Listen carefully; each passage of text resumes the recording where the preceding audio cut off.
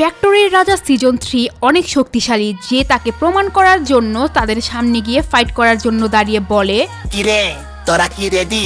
আবার ভয় পাইতেছ না তো? মহারাজ, আমরা 5 জন অনেক শক্তিশালী, আপনি আমাদের সাথে পারবেন না। তাহলে চলো শুরু করা যাক। এই কথা বলে রাজা দুইজনকে কঠিন মার দেয়।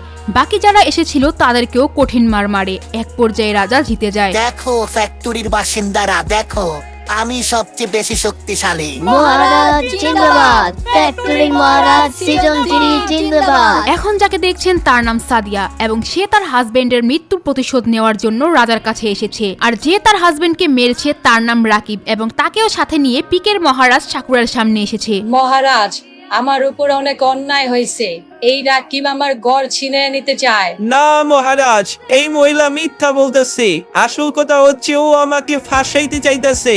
তাই বলে তুই ওর জামাইরে মাইরে ফেলাবি? মহারাজ, এই মহিলার কথা শুনবেন না। এই মহিলা তার জামাইয়ের সাথে ঝগড়া করে তার জামাইকে মেরে ফেলছে। এখন আমার উপর দোষ চাপায় দিতে চাইতেছে। কি উল্টা পাল্টা বলতেছ? আমি কেন আমার জামাইকে মারবো? কারণ তুই আর একটা ছেলের সাথে প্রেম করস।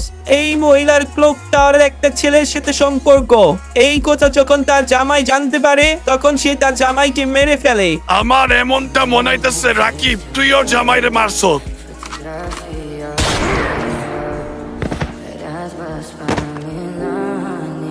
এই মেয়ে শোন, তোর যদি কোনো দরকার পড়ে তাহলে তোর জন্য আমার রাজপ্রাসাদের দরজা সব সময়ের জন্য খোলা। মহারাজ, কেউ আমাদের উপর আক্রমণ করছে আর আমাদের সৈন্যের কাছ থেকে গাড়ি নিয়ে গেছে। কি বলতেছ তুই? কার এত বড় সাহস যে আমার গাড়ি চুরি করছে? মহারাজ, এইটা আর কেউ না, তারা হচ্ছে শয়তান বদমাইশ ক্রিমিনাল গ্যাং। এই ক্রিমিনালদের এত বড় কলিজা যে আমার গাড়ি চুরি করছে?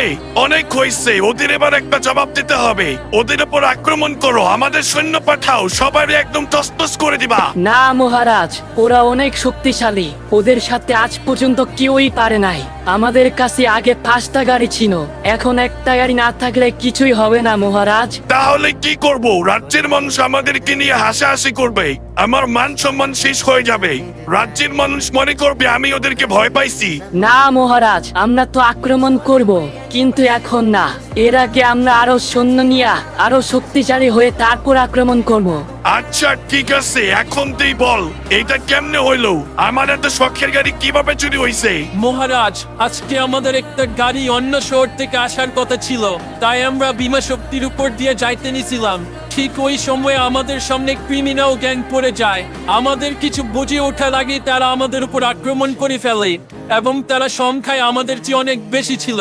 তারপর ওরা আমাদের সমস্ত সৈন্যকে মেরে ফেলে।